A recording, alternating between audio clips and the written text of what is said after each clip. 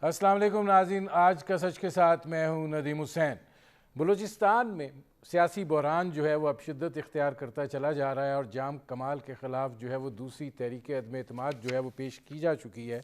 इसके साथ साथ बलूचिस्तान अवामी पार्टी जो है उसने ज़हूर बुलेदी साहब को कायम मुकाम सदर पार्टी का कर दिया है, जबकि जाम कमाल साहब जो हैं वो पार्टी सदारत के ओहदे से जो हैं वो हट गए हैं। अब देखने की बात यह है कि नाराज़ अरकान जो हैं वो इस बात पर कायम हैं कि वो अपने मौक़िफ़ से नहीं हटेंगे और तहरीक अदम एतमाद जो है वो आएगी और उसको हम कामयाबी से हमकिनार किया जाएगा। अपोजिशन तो अपनी जगह के ऊपर एक मौक़िफ़ इख्तियार किए हुए है, लेकिन अब ये जाम कमाल साहब की सफ़ों में जो दरार पड़ी है, यकीनन उनके लिए इस चीज़ ने मुश्किलात पैदा की हैं। लेकिन जाम कमाल साहब आज भी ये कह रहे थे कि जब तहरीक अदम एतमाद पेश होगी और उसके ऊपर नंबर गेम आएगा तो सबको पता चल जाएगा, और वो पुरएतमाद दिखाई दे रहे थे। और ये शायबा भी आज उनसे महसूस नहीं हो रहा था कि वो किसी इस सूरत हाल जो है उससे वो खाइफ हैं।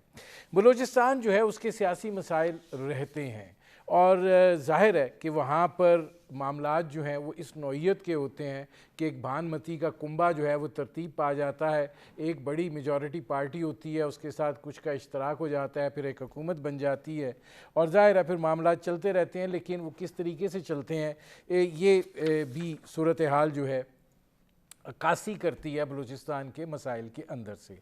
अब जाम कमाल साहब जो हैं, क्या वो तहरीक अदम एतमाद को नाकाम बना पाते हैं? अपोजिशन का जो मौक़िफ़ है और उसके साथ जो बलूचिस्तान अवामी पार्टी के जो नाराज़ अरकान हैं उनका जो मौक़िफ़ है, इसमें किस हद तक मुमासलत है? और अगर कोई नई सूरत हाल जन्म लेती है तो फिर ज़ाहिर है कि ये तब्दीली जो है ये अंदर से ही होगी, एक जगह से दूसरी जगह तक तब्दीली का मामला होगा और इसके नताइज जो हैं वो सूबे के लिए कितने अच्छे होंगे और असल मसाइल क्या हैं, इस पर करेंगे बात। आपका अपने मेहमानों से तारुफ़ करवाते हैं। हमारे साथ मौजूद है जान मोहम्मद जमाली साहब, अब सीज़न रहनुमा है बलूचिस्तान अवामी पार्टी से उनका ताल्लुक़ है। हमारे साथ मौजूद हैं सनाउल्लाह बलोच साहब, नेशनल पार्टी से उनका ताल्लुक़ है, मैंगल ग्रुप। जान मोहम्मद जमाली साहब, आपसे शुरू कर रहा हूँ, ये फरमाइएगा कि आपको क्या दिखाई देता है कि जाम कमाल साहब जो हैं वो सूरत हाल को सरवाइव कर पाएंगे और ये बलूचिस्तान अवामी पार्टी में ये क्या दरार जो है ये पड़ी है? हाँ जी नदीम साहब, आपने जो कैफियत बताई उस सूरत हाल वही है, लेकिन ये मैनेज हो रही है और कोशिश ये है कि बलूचिस्तान अवामी पार्टी में दरारें ना पड़े, वो इकट्ठे रहें और तो अपना पार्लियामेंट्री ग्रुप की नशिस्त करें जाम साहब अपने सेंट्रल पार्टी ऑफिस में, और उधर वो देख लेंगे किसकी नफरी ज्यादा है, किसकी ज्यादा। सारा दिन वेस्ट मिनिस्टर डेमोक्रेसी बातें करते हैं कि जिनकी अक्सरियत हो उनको हक मिलना चाहिए। लेकिन इसमें जान मोहम्मद जमाली साहब, आपका एक स्टेटमेंट भी आज आपने मीडिया से भी बात की है कि नवंबर तक जो है पार्लिमानी लीडर का इंतखाब कर लिया जाएगा, ये क्या है? हाँ, ये हमारे इलेक्शंस ड्यू हैं, पार्लियामेंट्री लीडर का नहीं कहा, पार्टी सदर नवंबर के फर्स्ट वीक तक हमें कर लेना चाहिए। वो इलेक्शंस की बिल्कुल तैयारी है। जनरल काउंसिल हमारी इलेक्ट करेगी अपना मुस्तकबिल का सदर पार्टी का और सेक्रेटरी जनरल। इसका मतलब यह है कि अगर आप पार्लिमानी लीडर बदलते हैं तो जब इतनी तब्दीली हो रही है तो आपको दिखाई देता है कि जाम कमाल साहब की भी तब्दीली जो है वो मुमकिन हो पाएगी?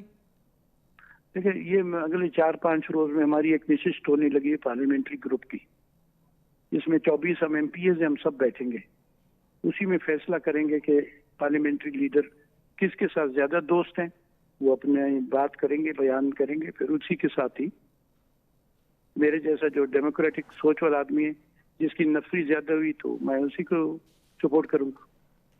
इसका मतलब है कि जान मोहम्मद जमाली साहब, आप ये बात कह रहे हैं कि पाकिस्तान अवामी पार्टी जो है वो इस बहरान को अपनी पार्टी के अंदर से हल करना चाहती है? जी जी।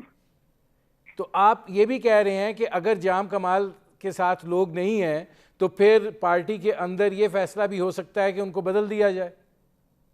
ये तो अंडरस्टूड, दिस इज कहते हैं डेमोक्रेटिक वे। हम सारा दिन वेस्टमिनिस्टर डेमोक्रेसी की बातें करते हैं, this is the way it is done. ठीक है, मैं जान मोहम्मद जमाली साहब आता हूँ इसमें। सनाउल्लाह बलोच साहब, आपने जान मोहम्मद जमाली साहब की बात सुनी है, आपको क्या लग रहा है कि पाकिस्तान अवामी पार्टी जो है वो अपने बलोचिस्तान अवामी पार्टी जो है वो अपने अंदर से तब्दीली अगर चाह रही है तो फिर ये क्राइसिस की तरफ पेशकदमी हो सकती है हल करने की? देखें, क्राइसिस की तरफ पेशकदमी उस वक्त नहीं हो सकता जब तक जाम कमाल बिल्कुल इस रिजिड और सख्त रवैये के साथ अभी तक अपने आप को वज़ीर आला समझते हैं। देखें, इस बुरान के बुनियादी वजह क्या है, इसमें सिर्फ एक शख्स का नाम आ रहा है इस बुरान की वजह से, और वो उस बुरान को न सिर्फ उनकी अपनी जमात में समझा जा रहा है कि जाम कमाल इस बुरान की वजह है, बल्कि पूरे अपोजिशन ने जो इससे पहले अदम इत्तेमाद की तहरीक जमा की और 6 महीने से बलूचिस्तान में एक बुरानी कैफियत है जिसमें जेल भी जाना पड़ा, असम्बली के दरवाजे भी तोड़े गए, यहाँ पर फायरिंग भी हुआ, बख्तरबंद गाड़ियाँ भी चढ़ाई गई, उस बुरान की वजह भी जाम कमाल थे। और अमूमी तौर पर बलूचिस्तान में तकरीबन बदअमनी के वाक़यात बढ़ रहे हैं, बेचैनी बढ़ी है, बलूचिस्तान में बेरोज़गारी बढ़ी है, तरक्याती अमल में शफाफियत नहीं है, करप्शन के बहुत बड़े केसेस हो रहे हैं, अथॉरिटेरियन रूल जो है यहाँ पर कायम हो गया है। इस सारे बुरान की वजह जाम कमाल को समझा जाता है। जब जाम कमाल ही तमाम बुरान की वजह है, जब तक वो डटे रहेंगे उस वक्त ना सिर्फ बाप पार्टी का बुरान ख़त्म नहीं होगा, बल्कि जो बलूचिस्तान में जो मजमूई बुरान है, चाहे वो गवर्नेंस का है, चाहे वो बलूचिस्तान में सियासत के सियासी माहौल। मैं इसमें आता हूँ सनाउल्लाह बलोच साहब। अब जान मोहम्मद जमाली साहब, सनाउल्लाह बलोच साहब ये बात कह रहे हैं कि असल बुरहान की वजह तो जाम कमाल साहब हैं, अगर वो नहीं हटते हैं, उनका रवैया जो है, आप वेस्टमिनिस्टर डेमोक्रेसी की बात कर रहे हैं, उनका रवैया अगर जमहूरी नहीं है तो असल मसाइल की जड़ तो ये है। असूल की बात है, ये जो पार्लियामेंट्री पार्टी बैठेगी आपस में 24 MPs, तो उसमें खरी और खुली बातें होंगी। ये जो आप जिस चीज का जिक्र कर रहे हैं ये उनके नोटिस में है। आज मैंने प्रेस कॉन्फ्रेंस में भी कहा कि अगर आपका रवैया शुरू में से आज की तरह होता तो इस तक आज तक बात पहुंचती भी नहीं।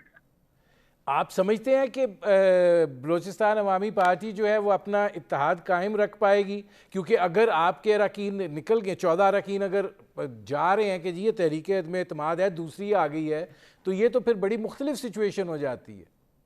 मेरी तो कोशिश ये है कि ये इकट्ठे 24 हो जाए। नहीं, लेकिन कैसे जान मोहम्मद जमाली साहब, आप नवंबर तक की बात कर रहे हैं और अगर इजलास पहले होता है और बात कहीं और सिमत चली जाती है तो फिर वो पार्टी प्रेसिडेंट के इलेक्शन है। हम चाहते हैं कि जो CM हो, he shouldn't be the party president. ये मेरी जाती सोच है। तो आपको लगता है कि आपकी ज़ाती सोच जो है वो प्रिवेल कर जाएगी पार्टी के ऊपर और जो दीगर मफादात हैं लोगों के वो भी कंपनसेट हो जाएंगे? अब इसी के लिए हम कोशिश हैं और इंशाल्लाह कर जाएंगे हम लोग। आपको लगता है कि आपकी हुकूमत बच जाएगी बलूचिस्तान में? हुकूमतें चल जाएंगी। नहीं, हुकूमत चलने में और बचने में फ़र्क है जान मोहम्मद जमाली साहब। मैं कोशिश यही कर रहा हूँ कि इत्तेहाद रहे। 24 अब दोस्त फतवा दे दें कि जी ये हमारे जाम साहब हैं या XYZ कोई भी हो, लेकिन यूनानिमस डिसीजन। लेकिन जान मोहम्मद साहब, बलूचिस्तान के अंदर इत्तेहाद की कीमत होती है और इकट्ठे रहने की कुछ कीमत होती है, चाहे वो सियासी हो चाहे वो और किसी शक्ल में हो। आपको लगता है कि इतने लोगों को आप कंपनसेट कर पाएंगे? ये थोड़ा मैं समझ नहीं सका। नहीं, वो आखिर मफाद के कुछ तकाजे भी तो होते हैं ना जान साहब। जी, वो मफाद को मैंने भी CM रहा हूँ, पहले भी हैंडल किया, आगे भी हैंडल करते रहेंगे इंशाल्लाह। ठीक है नाज़रीन, हमारी गुफ्तगू जारी है। मुख्तसर से कमर्शियल ब्रेक का वक्त हुआ है, मिलते हैं इस वक्फे के बाद। Welcome back. अच्छा, सनाउल्लाह बलोच साहब ये फरमाइएगा कि जान मोहम्मद जमाली साहब तो अपने साबका वज़ारत आला के तजुर्बे से फ़ायदा उठाते हुए ये बात कह रहे हैं कि उनको तजर्बा है, सूरत हाल जो है वो संभाल ली जाएगी और हुकूमत चलती रहेगी। देखें, जान जमाली साहब बिल्कुल एक तजर्बाकार और सीनियर हमारे सियासत दानों में से हैं बलूचिस्तान के, और वो 3 साल से खुद बहुत खफा हैं। आपको शायद उन्होंने ये बात बताई नहीं, इसीलिए सीनियर और सोबर पॉलिटिशियंस हैं, मजबूर हैं एक पार्टी में है, फिर बलूचिस्तान में और भी बहुत से मसाइल हैं जिनकी वजह से हर कोई खुल के बोलता नहीं है। तो जान जमाली साहब 3 साल से बिल्कुल वो बैक बेंचर्स में बन गए हैं। बलूचिस्तान असम्बली में उनकी कंट्रीब्यूशन आप देखें बिल्कुल ना होने के बराबर है। हमेशा गिला शिकवा करते रहे, 1-2 दफ़ा असम्बली में जब उन्होंने बात की है, और जान जमाली साहब को इन चीज़ों का इदराक बहुत पहले से था कि बलूचिस्तान में ऐसे हालात आएंगे कि किसी दिन लोग बहुत बड़ी बगावत करेंगे, पर्टिकुलरली जाम कमाल की इस खराब हुक्मरानी के खिलाफ।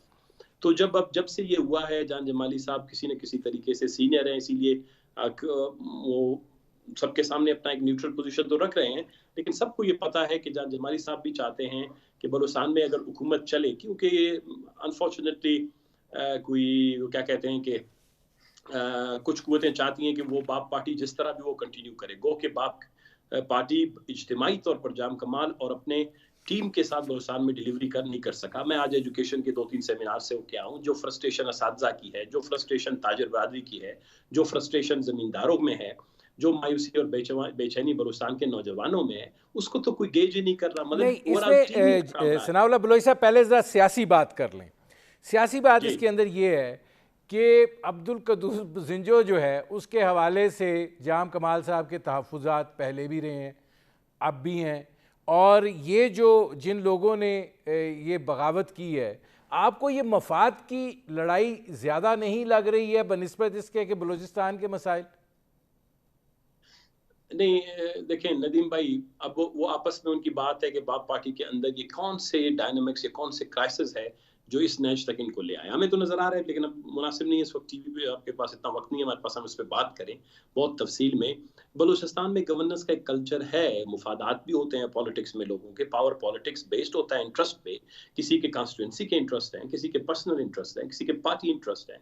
कुछ लोग थोड़ा बहुत बड़ा सोचते हैं, बलूचिस्तान के इंटरेस्ट पे सोचते हैं। तो अगर कुछ भी देखा है, किसी के भी इंटरेस्ट को इस वक्त फायदा नहीं मिल रहा है। अगर बलूचिस्तान हमारा मजबूरी इंटरेस्ट है तो फिर पार्टी हमारा सेकेंडरी इंटरेस्ट बनता है, फिर थर्ड हमारे पर्सनल इंटरेस्ट बढ़ते हैं, कॉन्स्टिट्यूंसी के इंटरेस्ट बनते हैं।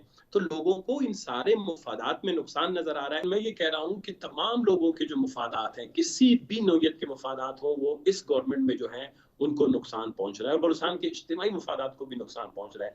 ये वो वजह बनी जिसमें चाहे वो ज़ुल्फ़ुल साहब, कद्दूस जिंजो साहब या जान जमाली साहब, किसी जो ग्रुप अलग हुए। कल तो जान जमाली साहब अदम एतमाद की जो तहरीक जमा हुई है उसको जमा करने में जान जमाली साहब फ्रंट पे खड़े हैं, आप कैमरे में देख सकते हैं। तो इसका नहीं, मतलब ये है इसमें कि सनाउल्लाह जान बलोच जमाली साहब एक और फैक्टर भी है। देखें, अगर ये 14 लोग जो हैं जो बलूचिस्तान अवामी पार्टी के हैं, अगर आप तहरीक अदम एतमाद लाते हैं, इनको साथ शामिल कर लेते हैं, आप कामयाब भी हो जाते हैं, इसमें से आपको हासिल वसूल क्या होगा? हमारे देखें हासिल वसूल इज्तिमाई तौर पर हम इस पार्लियामेंट का, इस सूबाई असम्बली का, यहाँ का जो इस वक्त का पॉलिटिकल जो सिस्टम है उसका बहुत बड़ा स्टेक होल्डर है। हम खुद भी ये महसूस कर रहे हैं कि गो की कुछ कुव्वतें नहीं चाहती बलूचिस्तान में कभी जेन्युइन और कभी लेजिटिमेट पॉलिटिकल पार्टीज जो हैं यहाँ पे रूल करें, क्योंकि उनको भी उनके कोई शायद इंटरेस्ट को उनको अपना खतरा है जिसकी वजह से वो ये बात नहीं छोड़ते।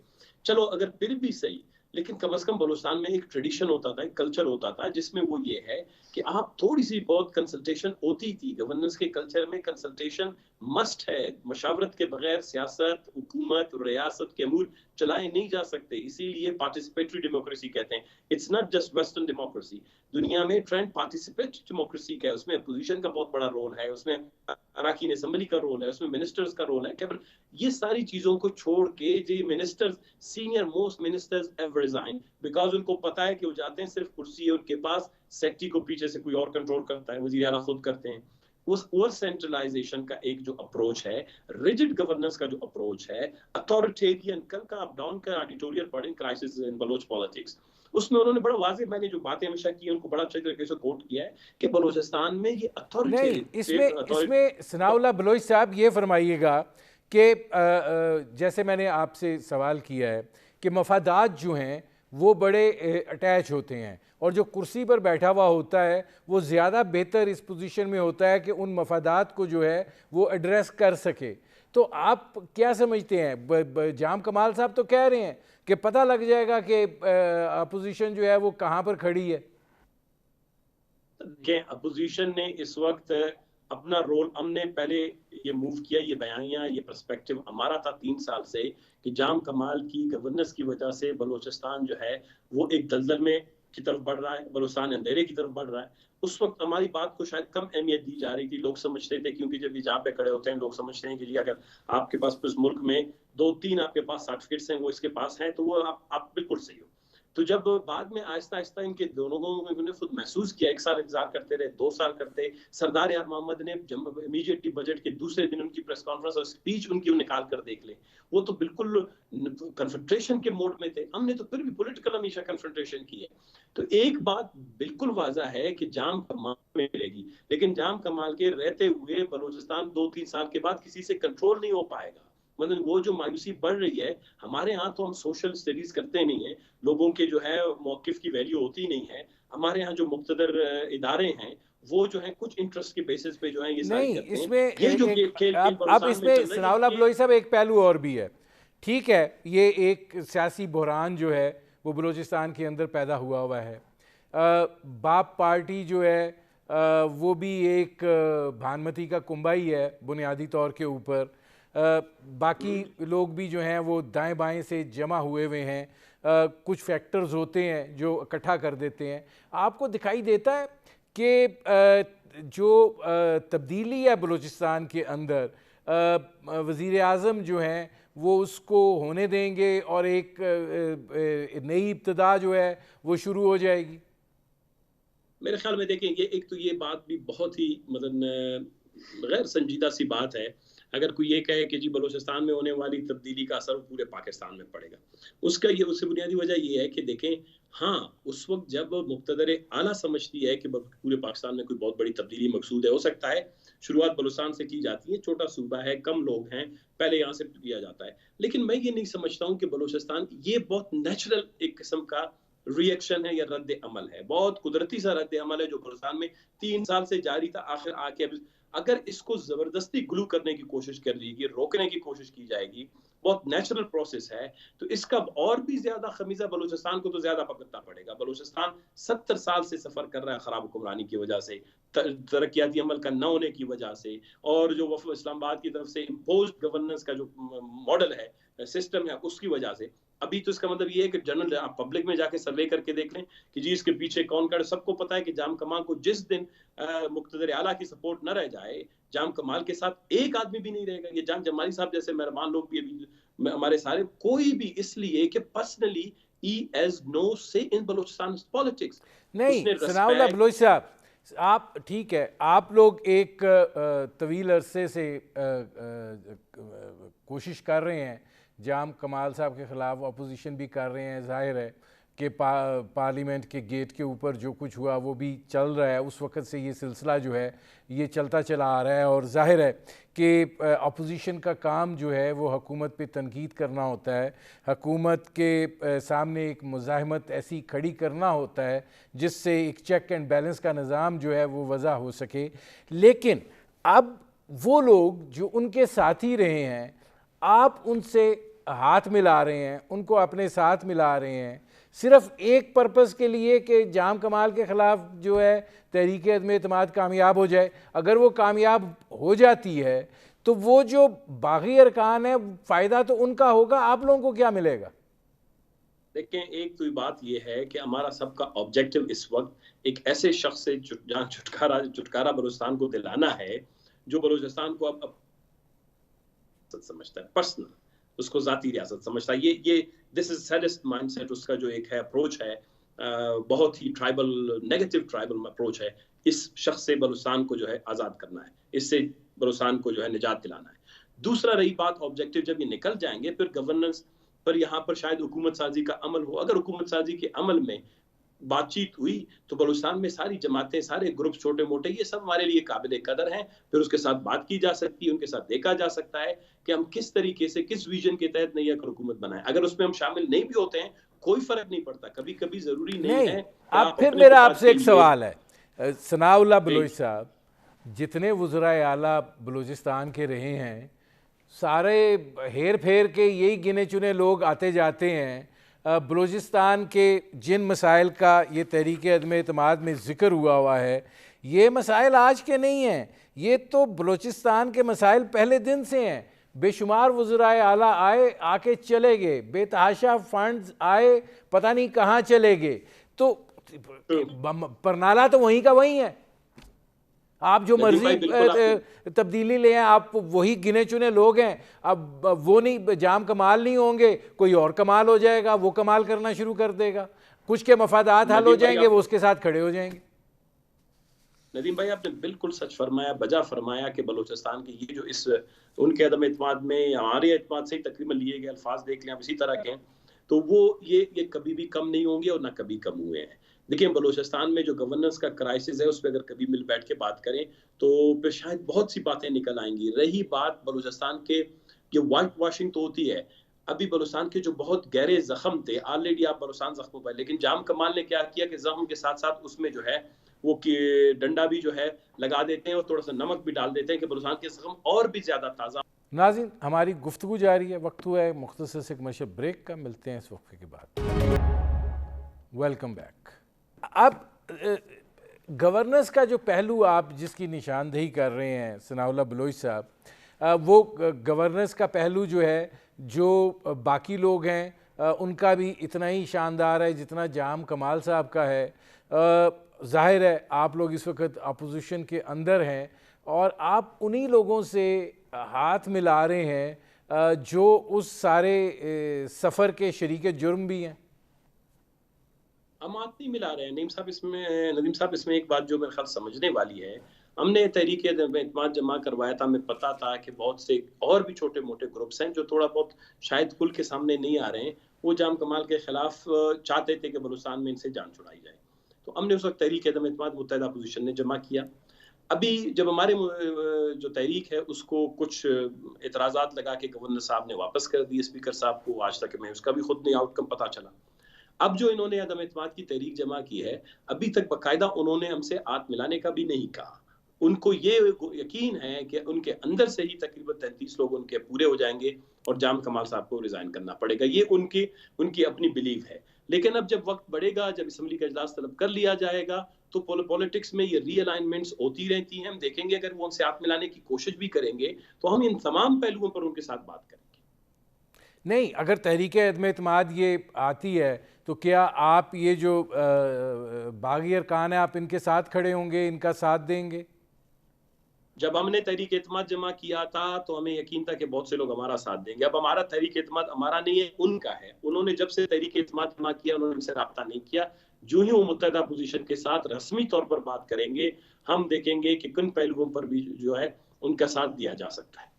आप ये नहीं फिर समझते कि ये एक बाप पार्टी की अंदरूनी सियासत है जिसके अंदर एक जिसे कहते हैं कि दबाव का खेल खेला जा रहा है और ये बात देखी जा रही है कि किसके हिसाब जो हैं ज़्यादा ताकतवर हैं और अगर उधर वो इस्तीफ़ा दे देते हैं तो उसी पार्टी का ही कोई और आ जाएगा, तो आपको एक्सेप्टेबल होगा जिसकी तरफ जान मोहम्मद जमाली साहब इशारा कर रहे हैं?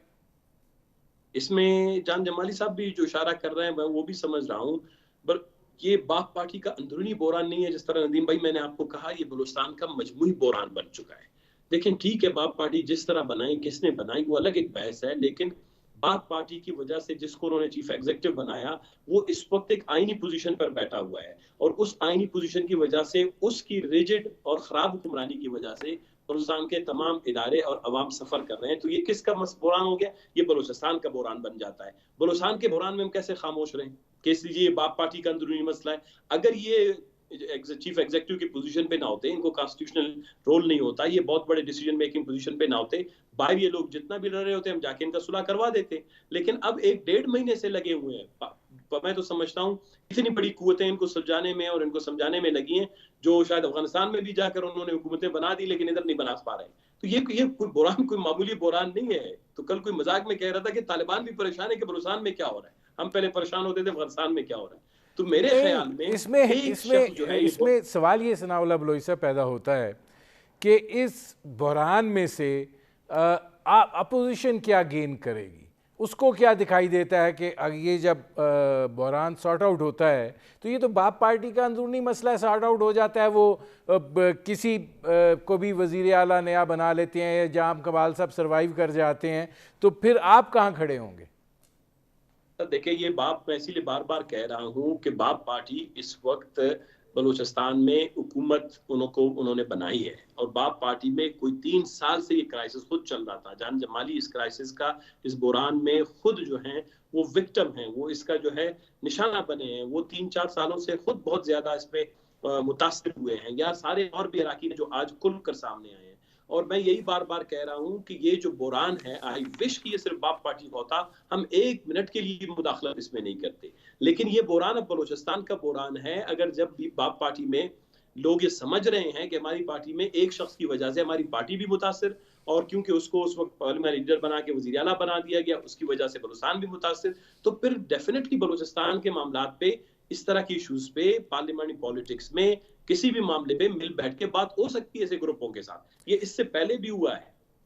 नहीं, इसमें सनाउल्लाह बलोच साहब ये फरमाएगा कि जो इनकी तहरीक में इत्माद है उसमें वो लिखते हैं कि वज़ीर आला जाम कमाल ख़ान ने वफाकी हुकूमत के साथ आइनी और बुनियादी हकूक़ के मसाइल पर इंतहाई गैर संजीदगी का सबूत दिया है। अब ये क्या है, आइनी और बुनियादी हकूक़ के ऊपर क्या ये हमारे ही अदम एतमाद में था। इसमें भी ये है, नंबर 1 एक देखें 3-4 इशूज़ हुए बलूचिस्तान में। अभी गुज़िश्ता कोई 6 महीने से 7 महीने से पहले हमारा जो एग्रीकल्चर बेल्ट है नसीराबाद में बहुत बड़ा पानी का बोरान हुआ, और तकरीबन इस दफा हमें 80 से 90 अरब रुपए का नुकसान हुआ है। 80 से 90 अरब रुपए का एग्रीकल्चर सेक्टर में। हमारे पास इंडस्ट्री नहीं है, कुछ नहीं है, लोगों के पास एम्प्लॉयमेंट नहीं है।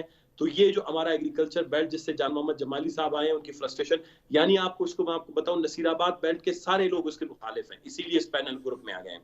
तो उन्होंने एक खत लिखने तक गवारा नहीं किया। दूसरी बात आपको बताऊं, बलूचिस्तान में गैस का बहुत बड़ा बोरान है। अभी सर्दियां शुरू हो रही हैं, अभी आपको सड़कों पे माएं बहनें एहतजाज करते हुए नजर आएंगी।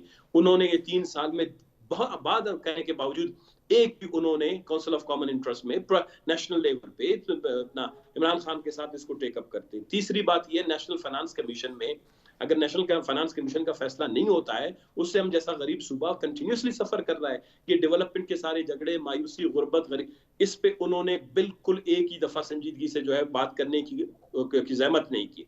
तीसरी बात यह कि हमारे यहाँ बिजली का बहुत बड़ा बुरान है। पाकिस्तान में 7000 मेगावाट बिजली सरप्लस पैदा हो रही है। हमने इसको कई मरतबा कहा कि भाई आप बैठे यहाँ पर बात करें, बलूचिस्तान में बिजली के इंफ्रास्ट्रक्चर को बढ़ाएं, सीपैक की सरप्लस बिजली है बलूचिस्तान को ले आएं, यहाँ पे एग्रीकल्चर, इकोनॉमिक एक्टिविटीज डेवलप होंगी, सीपैक का जो ख्वाब है वो पूरा हो सकेगा। ये सारी चीजें एक विजन के साथ, और इन सबका लिंक बनता है फेडरल गवर्नमेंट के साथ। लेकिन सनाउल्लाह बलोच साहब, ठीक है, ये सारी चीजें अपनी जगह के ऊपर मौजूद हैं। फिर मैं आपसे गुजारिश करूंगा, ये आज की नहीं मौजूद हैं, ये पहले की मौजूद हैं। बलूचिस्तान के अंदर जो आपकी सियासी जो माहौल है, वो आपके सूबे के मसाइल के साथ उसका लगाव जो है वो उस तरीके से नहीं है कि अवाम के मसाइल जो है हल करना मकसूद है। दिखाई ये देता है इक़्तिदार का खेल है, चाहे वो अपोजिशन में रहते हुए खेला जाए, चाहे हुकूमत में रहते हुए खेला जाए। नदीम साहब, बिल्कुल ऐसा नहीं है। बलूचिस्तान वो सूबा है जिसमें जो कुछ कमिटेड पॉलिटिकल लोग हैं, वो इस मुल्क की भी खैर चाहते हैं, उस सूबे की भी खैर चाहते हैं। उन्होंने जेलें काटी, जलावतन हुए, हमारी तरह दरबदर हुए, जिनको हम जीतने के बावजूद अपोजिशन में धक्का दे के बिठाया दिया जाता है। ऐसे नहीं है कुछ लोग, मतलब इवन बाप में भी कुछ ऐसे लोग होंगे इस उम्र में पहुंचकर, जान जमाली साहब, कौन चाहता है कि उसके, क्योंकि अगर इनफरादी तौर पर सिर्फ अपने मुफादात को देखेंगे, आप पॉलिटिक्स कर नहीं सकते। हमारी कॉन्स्टिट्यूंसी, हमारे कॉन्स्टिट्यूएंट्स, हमारे जो लोग हैं, उनके मुफादात को आपको देखना पड़ेगा। इवन चाहे वो बाप में है, किसी जमात में भी होगा, कोई भी इतना गिरा हुआ पॉलिटिशियन नहीं है कि वो अपने रीजन के पॉलिटिकल इश्यूज को इग्नोर करे और सिर्फ पर्सनल इंटरेस्ट पे करे। वो ये 2 या 3-4 लोग होंगे जो सोने के चमचे के निवाले में लेके पैदा हुए हैं, और जिनको पता है उनको हर इलेक्शन कोई और जितवाता है, वो खुद जाके नहीं जीतते। ये 3 से 4 ऐसे लोग हैं जो मंजूर नजर है, पता नहीं मुक्तदर आके, बाकी सारे लोग अवाम के साथ जुड़े हुए हैं। इसीलिए बलूचिस्तान का क्राइसिस हमेशा से बढ़ता जा रहा है, पता नहीं किस नेट पे जाके पहुंच जाएगा। ये इस्लामाबाद की गलत सोच की वजह से कि आप बलूचिस्तान के अंदर जेन्युइन गवर्नेंस को प्रमोट करने दें, कठपुतली सिस्टम जो है गवर्नेंस का, कंट्रोल मॉडल जो है, इसको खत्म करें, और डिस्कस करें जो जेन्युइन लेजिटिमेट लोगों के साथ कि भाई हमारे ये इंटरेस्ट हैं, आपके ये इंटरेस्ट हैं, ये सिक्योरिटी इंटरेस्ट हैं, ये डेवलपमेंट इंटरेस्ट हैं, ये प्रोविंशियल इंटरेस्ट है, ये नेशनल इंटरेस्ट है। ये डिबेट हो ही नहीं रहा है, बस यहाँ पर कठपुतली वाली वो मिजाज है, कॉलोनियल स्टाइल है कि नो आबादियात की तरह बस इसको ये पसंदीदा है इसको बिठाओ, वो नापसंदीदा है उसको बिठाओ। ये कल्चर जो है वो खत्म हो। सनाउल्लाह बलोच साहब, मेरे प्रोग्राम का वक्त ख़त्म हो रहा है। बहुत शुक्रिया जान मोहम्मद जमाली साहब, बहुत शुक्रिया सनाउल्लाह बलोच साहब। नाज़रीन, आपने हमारे पैनल के शुरका की गुफ्तगू सुनी। अब तक के लिए इतना ही, इजाज़त दीजिए। अल्लाह हाफ़िज़।